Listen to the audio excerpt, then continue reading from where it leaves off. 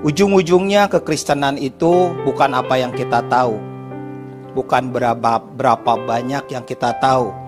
Ujung-ujungnya kekristenan itu berbicara tentang berapa banyak kita punya belas kasihan. Kenapa? Karena apa yang Yesus perbuat itu harusnya setiap kita mengalirkan belas kasihan. Karena yang Yesus perbuat itu selalu berkaitan dengan belas kasihan. Lihatlah perumpamaan mengenai anak yang hilang. Orang banyak menekankan tentang si bungsu yang hilang atau si sulung yang hilang. Sebenarnya anak yang hilang itu bercerita tentang bapa yang berlari kepada anak-anak yang hilang. Cerita tentang hamba yang punya hutang yang sangat besar, 10.000 talenta. Itu bukan cerita tentang si hamba itu.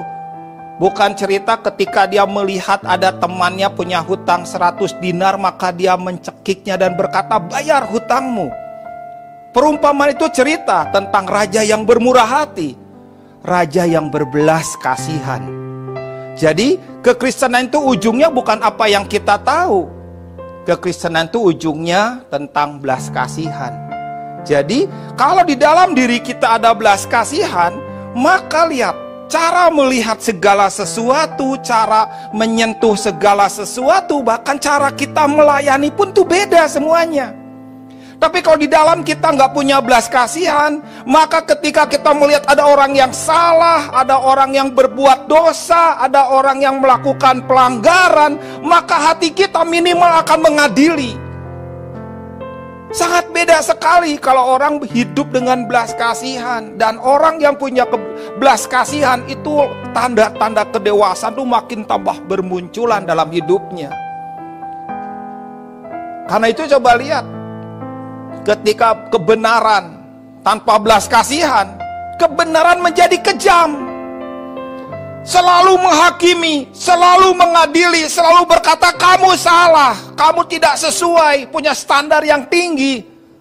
Tapi lihat, ketika kebenaran dengan belas kasihan, maka ada satu hati yang berbeda. Seperti Yesus, kebenaran dengan belas kasihan itu mengubah segala sesuatunya.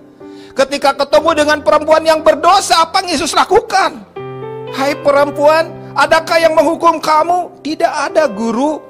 Aku juga tidak menghukum kamu. Pergilah dan jangan berbuat dosa lagi. Belas kasihanlah ukuran.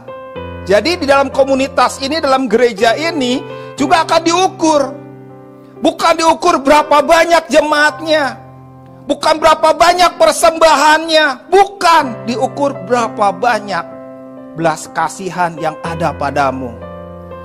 Hari-hari ini gereja bukan diukur berapa banyak, bukan diukur berapa besar. Gereja hari ini diukur bagaimana belas kasihan dalam diri setiap kita. Makanya pada akhir zaman ini akan dipisahkan antara kambing dan domba. Bukan dipisahkan antara domba gemuk dan domba kurus, domba yang sehat atau domba yang sakit. Bukan. Dipisahkan antara domba dan kambing. Semuanya akan diukur dengan belas kasihan.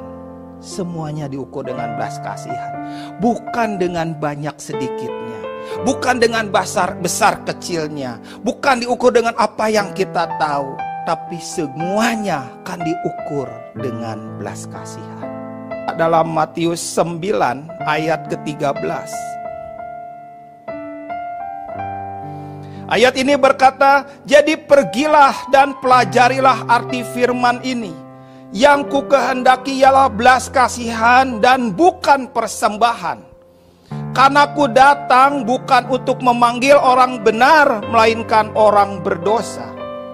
Apa yang dikatakan oleh firman Tuhan ini? Yang ku kehendaki belas kasihan, bukan persembahan. Artinya belas kasihan lebih tinggi. Artinya belas kasihan lebih berbobot, lebih berat bobotnya dibandingkan dengan persembahan. Artinya belas kasihan itu lebih dilihat Tuhan dibandingkan dengan persembahan.